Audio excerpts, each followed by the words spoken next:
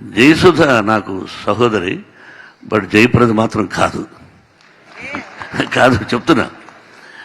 Night దాదాపు 4 o'clock AVM స్టూడియోలో 7 o'clock start చేశారు ఆయన ఉదయం. రాత్రి 4 గంటల వరకు షూటింగ్.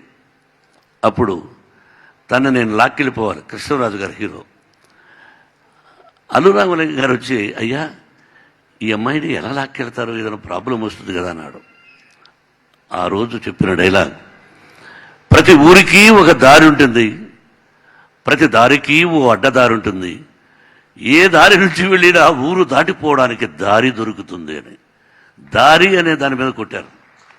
He has return. కాబట్టి బయట మీరందరూ ఫోటోలు తీసుకుని వెళ్ళిన డైలాగ్స్ అన్నీ ఆణిముత్యాలు లాంటి డైలాగ్స్. చెట్టు నాటుతాడు తాత, బిడ్డ దాన్ని నీళ్లు పోసి పెంచి ఆ ఫలాన్ని తింటాడు. కానీ వాడి బిడ్డ మరి తాత ఆ చెట్టుని ఎంత కష్టపడి నాటాడు అన్నది అర్థం కాక మూర్ఖత్వంతో ఉంటాడు అనే డైలాగు బయట చూశాను ఇప్పుడు. Such a wonderful dialogues he has return. అటువంటి గొప్ప మేధావి సినీ పరిశ్రమ ఉన్నంతకాలం ఆయన పేరు చిరస్థాయిగా ఉండిపోతుంది. ఇది ఈ జనరేషన్ కూడా కొన్ని పిక్చర్స్ చూస్తున్నాను టీవీలో. Really thank you sir.